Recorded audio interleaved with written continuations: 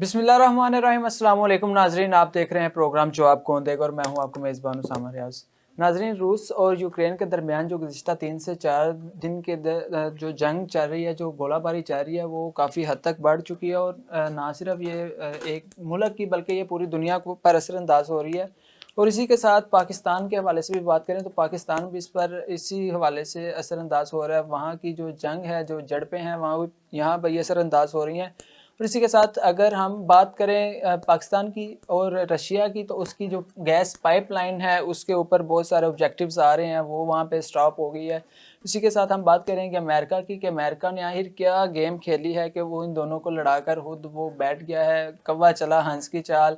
और दूसरी तरफ कनाडा ने भी पाबंदियां लगा दी इन दोनों ममालिक के ऊपर। बरतानिया भी इसी फहरिस्त में शामिल है कि उन्होंने रूस और यूक्रेन पर पाबंदियां लगा दी हैं और उनके साथ अपने जो मामलात हैं उनको ख़त्म कर दिया है, जो ताल्लुकात थे उन्होंने ख़त्म कर दिया है, उसे पुष्ट कर दिया। और इसी के साथ नाजरीन एक वीडियो भी देखने में आई है कि यूक्रेन की औरत रूस के फौजी के सामने डटकर खड़ी है और उसने कहा है कि आप यहाँ पर क्या करने आए हो, कौन हो आप। तो रूसी फौजी ने जवाब दिया कि मैं रूस का फौजी हूँ और यहाँ पर हम कब्जा करने आए, जंग करने आए। तो औरत ने इतने एतमाद के साथ उसे ये बात कही कि फिर इस तरह करें, आप सूरजमुखी के बीज अपनी जेब में रखें, आपके मरने के बाद यहाँ पर सूरजमुखी उगेगी। और इसी तरह के और भी बहुत से जज्बाती वीडियोज़ जो हैं वो देखने में आई हैं। इसी हवाले के साथ हम बात करेंगे वहाँ पर फंसे हुए पाकिस्तान तलबा तलबात जिनको निकालने के लिए पीआईए तो मुतहरिक है और फ्लाइट्स का भी उन्होंने बंदोबस्त कर लिया और इंशाल्लाह हमें उम्मीद है कि वो वापस आ जाएंगे। लेकिन वहाँ पर जो पाकिस्तान का सफारतखाना है, वहाँ से कुछ रिपोर्ट्स हमें जो मसूल हुई हैं वो ये हैं कि वहाँ पर वो बिल्कुल लोगों के साथ कंप्रोमाइज़ नहीं कर रहे, उन्हें प्रॉपर जवाब नहीं दे रहे, फैसिलिटीज़ नहीं दे रहे। वहाँ से वीडियोस वायरल हुई हैं कि लोग कह रहे हैं कि हमारे पास 2 दिन से खाने के लिए कुछ नहीं है, पैसे कुछ नहीं है हमारे पास, हमारी जेबें खाली हैं और हम यहाँ पर इंतज़ार कर रहे हैं। नाज़रीन, इन्हीं सब मौज़ूआत पर बात करने के लिए मेरे साथ मौजूद हैं इमरान अशरफ गुज्जर साहब। पाक सरजमीन पार्टी से इनका ताल्लुक है और मेरे साथ कॉल पर मौजूद हैं सीनियर तजियाकार प्रोफेसर शमीम बेग साहब। सबसे पहले तो मैं अपने दोनों मेहमानों का शुक्रिया अदा करूँगा कि उन्होंने मुझे वक्त दिया। जी नाज़रीन, इसी के साथ मैं बढ़ता हूँ अपने मेहमानों की तरफ और प्रोफेसर साहब से मैं आपसे सवाल करूँगा कि प्रोफेसर साहब बताइएगा कि कौन सा मुल्क किस पर हावी होगा, क्या तासुरात हैं, क्या असरात है इस जंग के। बिस्मिल्लाहिर्रहमानिर्रहीम। शुक्रिया उसामा साहब, आपने मुझे स्टूडियो में दोबारा यहाँ पर अपने चैनल पर बात करने का मौका दिया।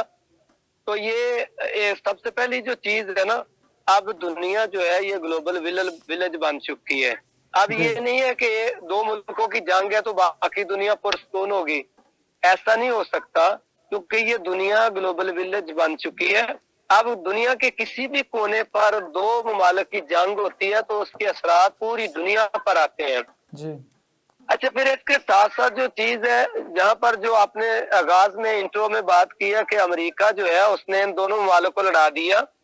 अमेरिका की तो खैर ये शुरू से आदत रही है, क्योंकि उसका तो काम यही है, क्योंकि चुदराहट कायम रखना करने के लिए वो आपस में लड़ाया करता है दूसरे मुल्कों को। लेकिन जहाँ तक बात है रूस की, तो रूस जो है ना, रूस को लड़ाना दूसरे प्रोफेसर मुल्क के साहब साथ ये प्रोफेसर साहब, रूस भी कभी सुपर पावर है और अमेरिका अभी भी सुपर पावर है। याद रखिएगा, रूस था, किसी ने कहा था ना मुझे तुमसे प्यार था, और था का मतलब तुम्हें आता होगा, ये कभी था, माजी की बात है, मौजूदा बात नहीं है। रूस जो है ना जी, रूस चढ़ दौड़ा है यूक्रेन पर, और प्यूटन जो है ना, प्यूटन जो सदर है रूस के, वो बड़े शातिर किस्म के आदमी है। प्रोफेसर साहब रूस से खतरा तो छोटी सी प्रोफेसर साहब रूस से खतरा तो एक मिनट, प्रोफेसर साहब रूस से खतरा तो अमेरिका को भी है, क्योंकि उसने भी अपनी सरहदों पर फौजें तैनात कर दी हुई हैं। देखिए, अमेरिका को खतरा नहीं है, अमेरिका अपने चाल चलता है, अमेरिका की चालें हैं, अमेरिका चालें चलता है। अमेरिका को ये खतरा नहीं है कि अब ये है कि रूस दोबारा सुपर पावर बन जाएगा। जो रही बात अगली, असल हुआ ये है कि रूस को एक एडवांटेज है। एडवांटेज ये है कि उसके पास वीटो पावर है अक़वाम मुत्तहिदा में। ये जाहिर है कि दुनिया में कोई भी मामला करता है अमेरिका, तो अमेरिका को मसला ये है कि अमेरिका की चुदराहट जब होती है तो उसके आड़े आता है रूस। क्यों? रूस भी वहां पर वीटो करता है। जब अमेरिका कोई डिसीजन लेता है अक़वाम मुत्तहिदा में, तो रूस जो है, रूस करता है वीटो। ये वजह है। अब देखे, रूस पर पाबंदियां लगाने की बातें सारी दुनिया करती है, रूस पर पाबंदी लगा ही नहीं सकते, इसलिए कि अक़वाम मुत्तहिदा की सलामती कौंसिल पाबंदियां नहीं लगा सकती, तो सामद साहब उसकी रीजन सुन ले क्या है। उसकी रीजन सिर्फ ये है कि इसके पास वीटो पावर है। आपको पता है कि एक भी ये 5 जो मुल्क है जिनके पास वीटो पावर है, उनमें से एक मुल्क भी ये बात कह दे कि मैं नहीं मानता, यानी वो वीटो कर दे, तो वो मसला जो है वो यूं का तू रहता है, उस पर कोई फैसला नहीं हो पाता। अगली बात जो है हमारे यहाँ जो आप कहते हैं, ये इसके असरात जान के पूरी दुनिया पर आएंगे। रूस का एक हकीकत है, रूस, ये बात याद रखिएगा। यूक्रेन को ये नहीं है कि वो यूक्रेन को मतलब वो ऐसे छोड़ देगा। और हाँ, दुनिया मुखालफत जरूर करेगी रूस की, लेकिन एक चीज है कि रूस ने इस दौरान में सबक बड़ा सीखा है। उसने पूरी तैयारी करके अटैक की है, क्योंकि जब वो अफगानिस्तान पर हमलावर हुआ था उस वक्त तो वो अपनी ताकत की वजह से इस घमंड में था, लेकिन अब उसने आसपास की तमाम जो हालात है ना, उनको देखते हुए उसने ये काम किया। और रही बात जो आप कहते हैं ना, अमेरिका का यही काम है कि अमेरिका ने अपनी चुदराहट कायम रखनी, उसने कहीं ना कहीं किसी न किसी तरह से तमाम दुनिया को उलझाए रखना प्रोफेसर है। साहब, अमेरिका ने जो अपनी फौजें जो तैनात कर दी, उससे हम क्या मतलब समझे कि अमेरिका पकी पकाई खाने के चक्रों में है कि जब रूस यूक्रेन पर कब्जा कर लेगा तो अमेरिका वहां पर अपनी फौजें दाखिल करके रूस को भी वहां से फारिग कर देगा? नहीं, देखे, ये तो बनता ही नहीं है कि अगर रूस जो है ऑक्युपाई करता है यूक्रेन पर पूरी तरह, वो अपने पंजे गाड़ लेगा, तो फिर अमेरिका को कैसे वो इन होने देगा। अमेरिका ने अपनी सरहदों पर लगाई है, वो तो मैं पहले भी आपको, शायद अगर आपका पस मंजर भी कोई हो ऐसा जो देहाती एरियाज की जैसे दराहट नहीं होती, इस तरह का अमेरिका है चौधरी। प्रोफेसर साहब, पहले ये चीज अफगानिस्तान से उठी, अब रूस और यूक्रेन के दरमियान आ गई। आपको क्या लगता है कि तीसरा हिस्सा कौन है जो मुतासिर होने वाला इस सब चीजों से? देखिए, असल तीसरा खिते की बात यह है कि अफगानिस्तान में तो वो इसलिए आया था, ये इलाका हमारा जो है ना, ये गर्म पानियों का इलाका है और ये इलाका सोने की चिड़िया माना जाता है। रूस का असल मकसद सिर्फ अफगानिस्तान उसका हदफ नहीं था, असल हदफ उसका ये पाकिस्तान था, और ये सारा जो है ना इस तरह ये एरिया उसका हदफ था। असल में ये तो अल्लाह ताला ने उस वक्त एहसान किया कि जरस जालक से आपको हजार लाफात हो सकते हैं, लेकिन एक चीज है, वो बंदा बहुत कमाल आदमी था इस मामले में, वो जानता था हालात को। उसने एन अमेरिका को साथ जोड़कर उसने रूस की ईंट से ईंट बजा दी। अगर आप उनका मुताला वसी हो तो आपके इल्म में होगा कि जनरल अख्तर अब्दुर्रहमान जो थे ना, ये उनको जनरल ज़िया-उल हक का बेटा कहा जाता था, जिनके बेटे हारून अख्तर साहब है और हुमायूं अख्तर साहब के वालिद जनरल अख्तर अब्दुर्रहमान साहब। जी सर, बेहतरीन जनरल पाकिस्तान, एमक्यूएम से ताल्लुक है इनका। जी, ये बेहतरीन जनरल थे, और इन्होंने और आपके जनरल ज़िया-उल हक ने ये मिलकर ये कमाल किया और रूस को तोड़ा।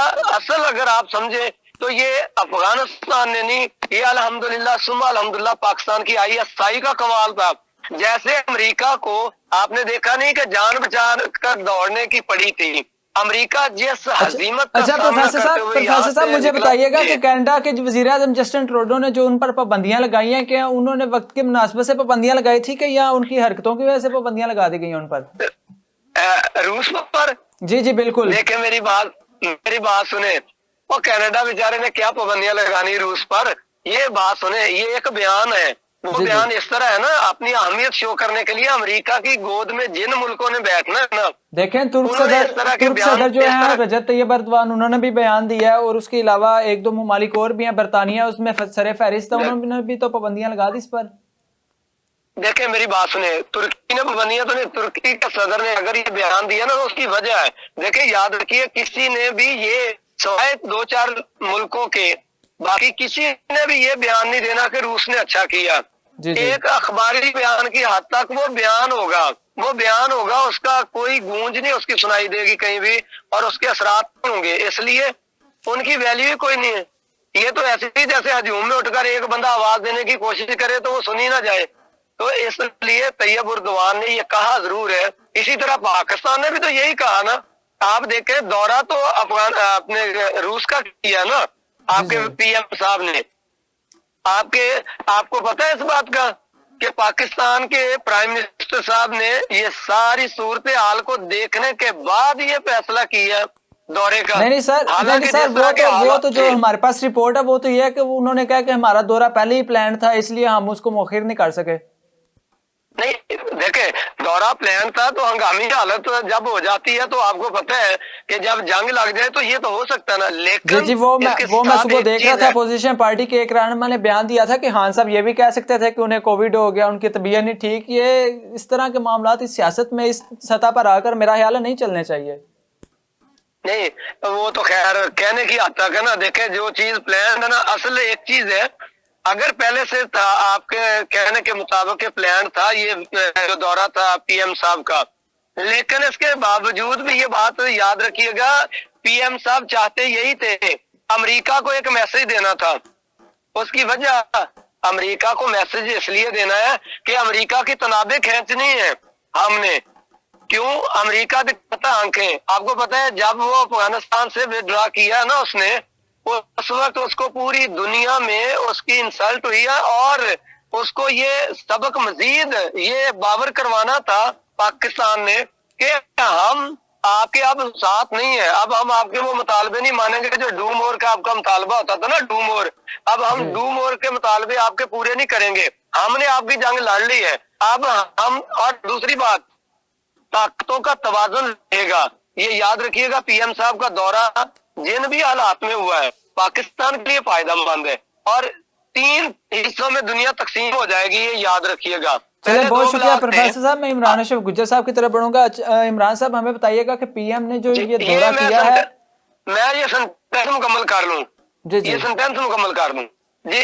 उसामा साहब, ऐसा है कि अब 3 हिस्सों में दुनिया बट जाएगी। पहले 2 में होने का उम्मीद थी कि चाइना और अमेरिका 2 पार्ट है और 2 हिस्सों में दुनिया बट, लेकिन अब रूस ऐसा करेगा, रूस तीसरा हाथ बनाकर ये 3 हिस्सों में बट जाएगी दुनिया। पाकिस्तान फिर भी अपना जो ज्यादा वजन डालेगा वो चाइना ब्लॉक में जाएगा पाकिस्तान। चलिए, बहुत जी, शुक्रिया, बहुत शुक्रिया प्रोफेसर साहब। इमरान अशरफ गुज्जर साहब, हमें बताइएगा कि चंद रोज कबल इमरान खान साहब ने बयान दिया था कि अमेरिका जो है वो हमसे अपनी बातें मनवाता रहता है। क्या हमारे पास इतनी ताकत नहीं है कि हम उनको जवाब दे सके कि आगे से? देखिए, जब हम बेकारी बन जाए तो फिर जवाब क्या देंगे? नहीं, बेकारी की आप बात ना करें। बेकारी तो इस तरह तो फिर हम पिछले सारे जो हमारा माजी है उसको फ्रोले तो हम इसी यही कुछ करते आ रहे हैं। डॉलर समेटने की आदत पड़ी हो, हमें पैसे खाने की आदत बनी हो, माल बनाने की आदत पड़ी हो, तो फिर हम बेकारी बन के रहेंगे। सर, इसके अलावा हमें बताइएगा कि आमना हैदर जो वहाँ पर यूक्रेन में, इमरान अशरफ गुज्जर साहब, एक लड़की फंसी हुई है, पाकिस्तानी स्टूडेंट है, उसने बयान दिया है कि मैंने सफारत खाने में फ़ोन किया, पाकिस्तानी सफारत एहलकार से मैंने बात की, तो उसने कहा कि आप अगर सफारत खाने तक आ सकती हैं तो आ जाएं। उस लड़की ने कहा कि इसका स्टॉप जो है वो 20 किलोमीटर दूर था, लेकिन वो उन्होंने उससे माजरत कर ली। उन्होंने कहा कि अगर आप सफारत खाने तक नहीं आ सकती तो हम आपको नहीं बचा सकते।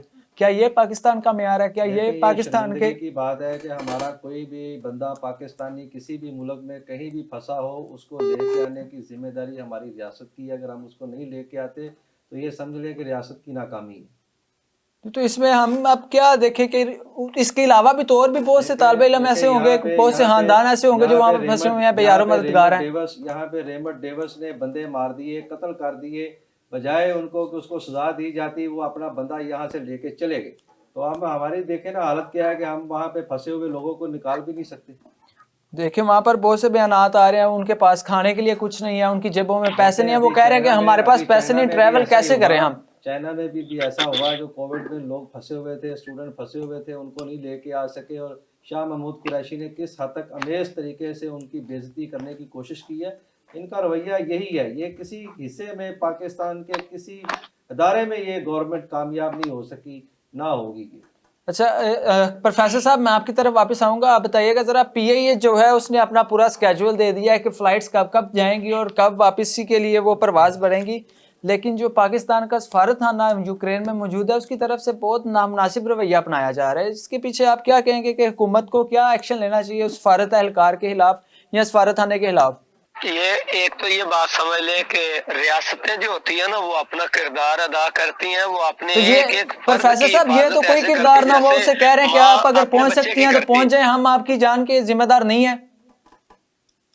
देखें ये नहीं, इंतहाई शर्मिंदगी की आप बात अपना क्वेश्चन रिपीट कीजिएगा, आवाज डिस्टॉर्शन हो रही थी। प्रोफेसर साहब मैं कह रहा हूँ कि पीआईए ने जो जी। अपना फ्लाइट शेड्यूल है वो दे दिया है, वो फ्लाइट्स जाएंगी वहां से तलबा और तलबात को लेकर वापस आएंगी, लेकिन यूक्रेन में जो सफारत खाना है पाकिस्तान को, उसकी तरफ से बहुत नामुनासिब रवैया अपनाया जा रहा है पाकिस्तान के रहायशियों के साथ।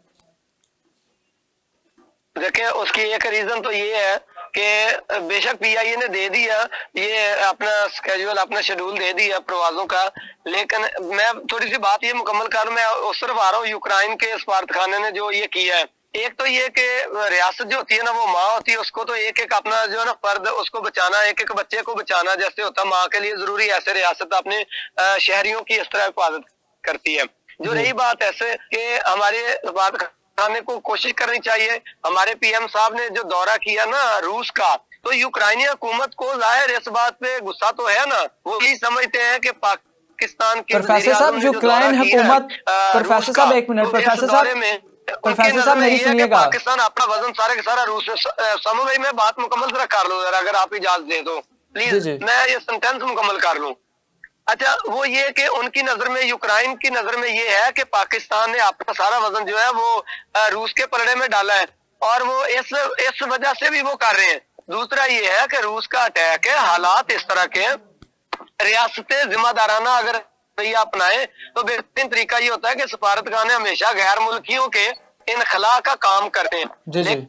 लेकिन यूक्रेन जो है उसकी हुकूमत ने वाकई जो है ना वो सही तरह उन्होंने इंतजाम नहीं किए, पाकिस्तानी सफारत खाने के हमले को भी उन्होंने वो सहूलतें नहीं दी।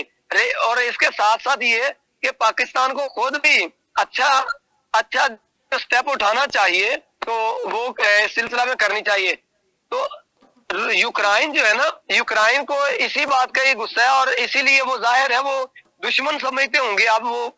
हालांकि उनको सोचना ये चाहिए कि जो गैर मुल्की हैं उनका इनखला इनकी जिम्मेदारी होती है। दूसरी रियासत जहां पर जंग लगी है, जैसे भी हालात हों, गैर मुल्कियों के खिलाफ का सारा रिस्पॉन्सिबल वो मुल्क होता है, तो उनको चाहिए ये कि सारी सहूलतें दे। उसके साथ साथ हमारे अपने सफारत खाने के तमाम अमले को हमने एक्टिव करना है, और आपके शाह महमूद कुरैशी साहब जो है उनको कोशिश करनी चाहिए कि वो राब्ते करें, और जिम्मेदार मुल्क के तौर पर हम अपना मैसेज दें यूक्रेन हुकूमत को, ताकि वो हमारे शहरियों की जान और माल की हिफाजत कर सके।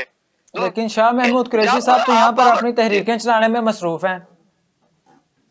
यही तो मसला है इनका। मैं जैसे अभी चौधरी इमरान अशरफ गुज्जर साहब ने कहा है कि अमेरिका जो है, अमेरिका अपने शहरी को यहाँ से ले गया, एक मुजरम को लेकर निकल कर, तो हमने खुद एयरपोर्ट तक पहुंचाया। जब मुल्क ताकतवर होते हैं ना तो फिर उनकी बात सुनी जाती है। आपकी हुकूमत जो है ना इस वक्त, वो जिस तरह पीएम साहब पूरी दुनिया में जाते हैं, जानिए उनकी जबरदस्त है, तो वो इस लेवल का उनका इन्फ्लुएंस भी होना चाहिए, उनकी बात को सुना जाना चाहिए, आनिया जानिए नहीं रहनी चाहिए। तो इस हवाले से मेरी गुजारिश ये है कि हमारे शाह महमूद कुरैशी साहब वो मंजे हुए वजीर खारजा है, इसमें शक कोई नहीं है, और वो जानते भी हैं हालात को।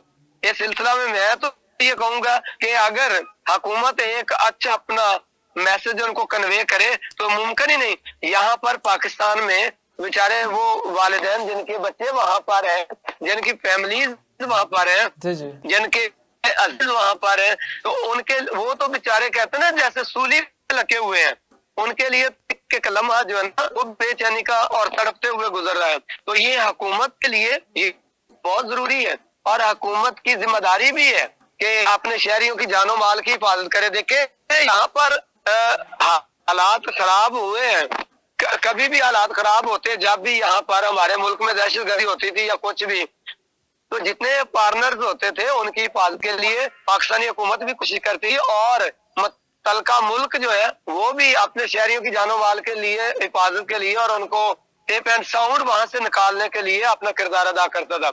इसी तरह पाकिस्तान की हुकूमत को, आपके वजीर खारजा साहब को और पाकिस्तान की हुकूमत को चाहिए कि वो फ्लाइट शेड्यूल जो है उसको चेक करे, और उसके मुताबिक उन फ्लाइट्स को जाना चाहिए अपने लोगों को वहां से निकालने के लिए।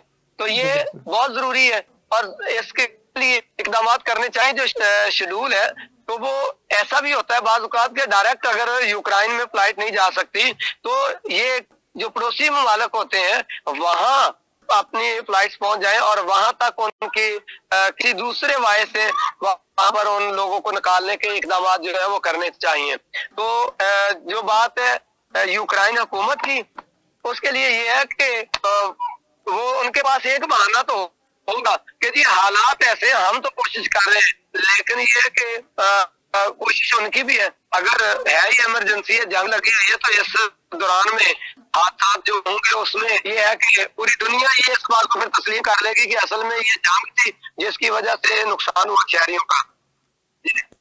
प्रोफेसर साहब, लेकिन देखें इतने कशीदा हालात के बावजूद जब वहाँ पर कौमी और बैनुल अक़वामी 60 से ज़ायद एयरलाइंस जो है उन पर पाबंदी आयद कर दी गई है, उसके बावजूद वहाँ पर उन्होंने, उस हुकूमत ने पाकिस्तान को फ़्लाइट्स लाने की इजाज़त दी और उस मुल्क के अंदर जो आपकी बसें जा रही हैं, जो आपके लोगों को वहाँ से इकट्ठा कर रही हैं, वो एक लड़की को 20 किलोमीटर सफ़र उसके शेड्यूल से हट कर नहीं ले सकते?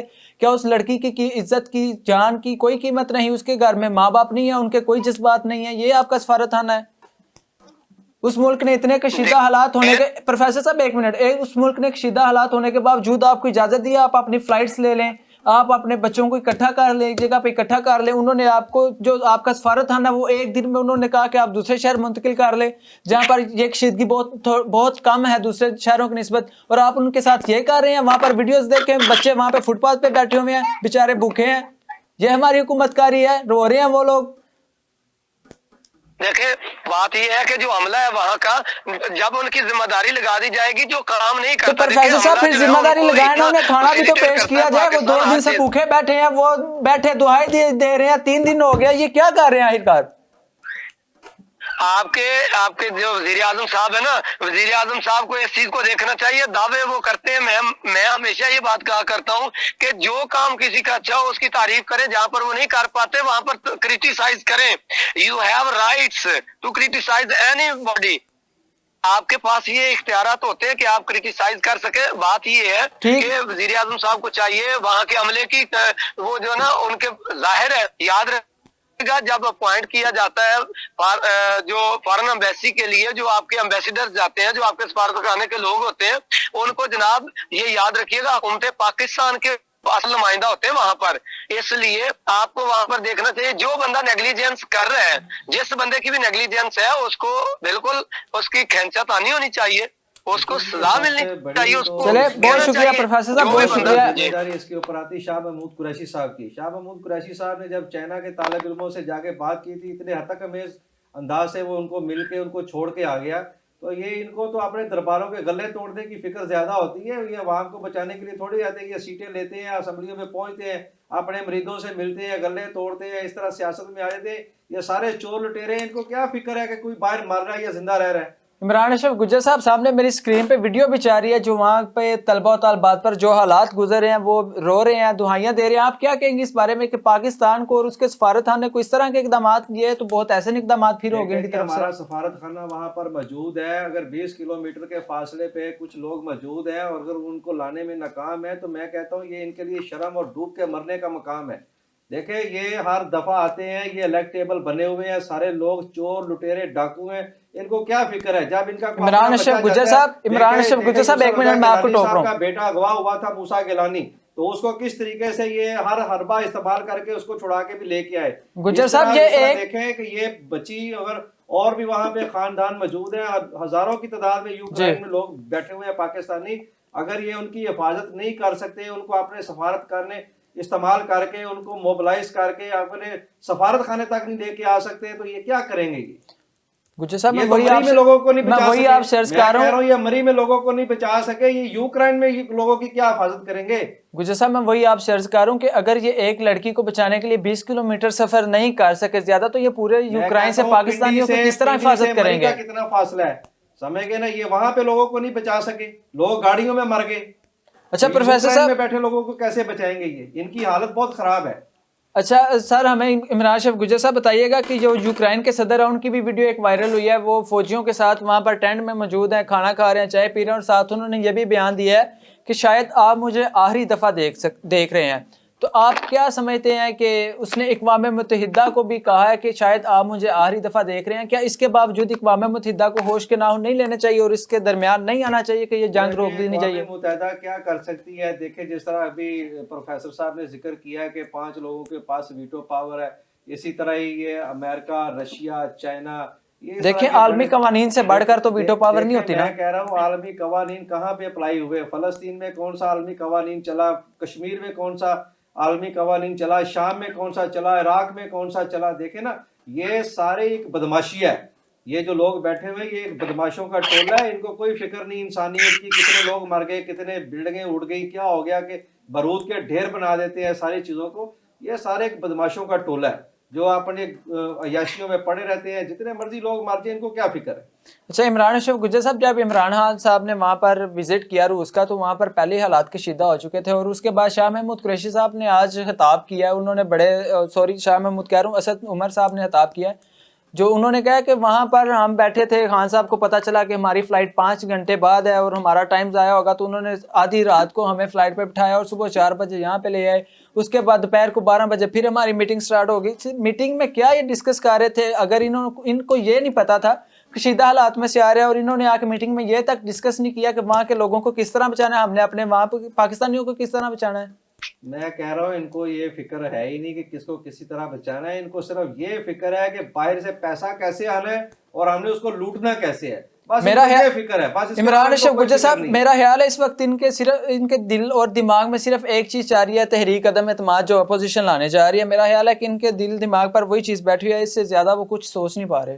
देखें, ये बंद गली में दाखिल हो चुके हैं। अब इनके पास कोई चारा नहीं है कि ये अपने आप को कैसे बचाएं। ये अपने बचाने के बहाने ढूंढ रहे हैं, लोगों को खरीदारियां कर रहे हैं। बस इस तरह। ये इनको कोई फिक्र नहीं है कि रशिया में क्या हो रहा है, यूक्रेन में क्या हो रहा है, अमेरिका में क्या हो रहा है। ये तो अपनी असम्बलियां बचाने के फिक्र में लगे हुए।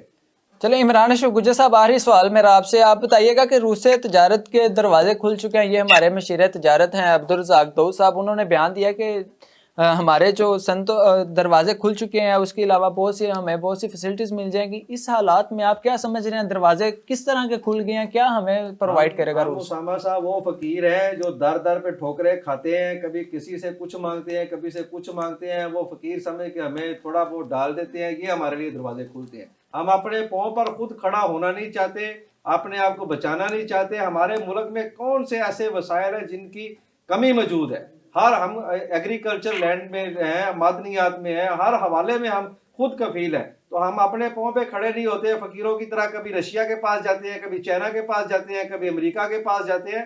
तो ये हमारे हालात अच्छे नहीं हो सकते इस तरह। प्रोफेसर साहब, हमें बताइएगा, ये जो अब्दुल रज़ाक दऊद साहब ने बयान दिया, आप क्या समझते हैं कि इस हालात में जो हमारी गैस थी वो वहीं की वहीं रुक गई, और क्या तजारत हम उनके साथ कर सकते हैं इस दौर में? देखिए, बात यह है कि जब तक तो कशीदा हालात है तब तक तो काम सारे रुक जाते हैं, ठप हो जाया करते हैं, क्योंकि सारे की सारे उस मुल्क की जिसकी जंग चल रही होती है उसकी सारे की सारी कंसंट्रेशन जो होगी वो अपने दफा पर और अपने मामलात पर होगी। ये मामला तो वो बाद देखेंगे। जो हमारी तजारत और ये गैस पाइपलाइन मुआहदा है वो तो दरमियान में अटक जाएगा। उसकी वजह ये है कि रूस जो है वो पहले सिर्फ अपने उस मामले को देखेगा, उसके बाद बाकी और मामले को किसी को देखेगा। और जो आपने अभी बात कर रहे थे ना, हम उनकी हमारे सफारत खाने की, तो मैं उसमें भी एक थोड़ा सा इजाफा करता चलूं कि जनाब, आप अपने लोगों को बचाने के लिए कोशिश नहीं कर सकते। अगर इतना सा काम भी नहीं कर सके हमारा वो सफारत खाना, तो वो किस लिए वहां पर मौजूद है? तो क्या आपकी हुकूमत का चेक एंड बैलेंस कोई नहीं है? और ये जो है ना, इस चीज पर बहुत जरूरी है इमरान खान साहब को जो है वो ख्याल करना चाहिए कि सफारत खाने को इलेक्ट्रोलाइज नहीं किया गया। सफर में भी अगर वो आपको खड़ा नहीं कर सके, आप लोगों को अगर दूसरी जगह नहीं कर सका तो खाना उनको सही नहीं कर, हम कैसे लोग, क्या हमें लोगों की परवाह नहीं? प्रोफेसर साहब आपकी आवाज कट रही है, आवाज आपकी ठीक से नहीं आ रही। मैं वापस आता हूँ इमरान अशरफ गुज्जर साहब की तरफ। अच्छा गुज्जर साहब, हमें ये बताइएगा कि अपनी तकरीब के खिताब के अख्ताम पर उन्होंने कहा था, मशीर तजारत जो हैं हमारे, उन्होंने कहा था कि हमारी मईशत दुरुस्त हिम्मत पर चल पड़ी है और उसके काफ़ी मुस्बत नताइज आने पे शुरू हो गया। हमें तो कोई मुस्बत नताइज नज़र नहीं आ रहे, अगर आपको नज़र आ रहे हैं तो मेहरबानी फरमाकर हमारे जो चाहने वाले उन्हें भी बता दीजिए कि घी जो है वो 400 से 600 रुपए किलो तक चला जाएगा। ये आज रमजान में आज आज हमें आज 70 रुपए फी किलो घी की कीमत बढ़ी है। देखें, आज ये रमजान आने दे, पूरी दुनिया में त्यौहार आते हैं, फेस्टिवल आते हैं, चीजें सस्ती हो जाती हैं। यहाँ पे अभी रमजान सर पे आप देखेंगे 600 रुपए किलो पे जाएगा। आप देखें तो सही इनकी कारकर्दगी क्या है। ये कंटेनर पे खड़े होके बोलते रहे, झूठ बोलते रहे, सारे के सारे झूठ इनके सामने आ गए। चलें, बहुत शुक्रिया। मैं अपने दोनों मेहमानों का बहुत शुक्रिया अदा करूंगा। इमरान अशरफ गुज्जर साहब पाकिस्तान साज़मीन पार्टी से तल्लुक़ है, उनका बहुत शुक्रिया सर आपका, आपने हमें वक्त दिया। और इसी के साथ सीनियर तजियाकार प्रोफेसर शमीम बेग साहब, आपका भी मैं शुक्रिया अदा करना चाहूँगा कि आपने हमें अपना कीमती वक्त दिया, अपनी निजी मसरूफियत से हमारे लिए वक्त निकाला। नाज़रीन, आज हम बात कर रहे थे रूस और यूक्रेन के दरमियान जो तनाज़ा चल रहा है उसके अंदर अमेरिका का क्या किरदार है और पाकिस्तान इसमें क्या पेश आ रहा है।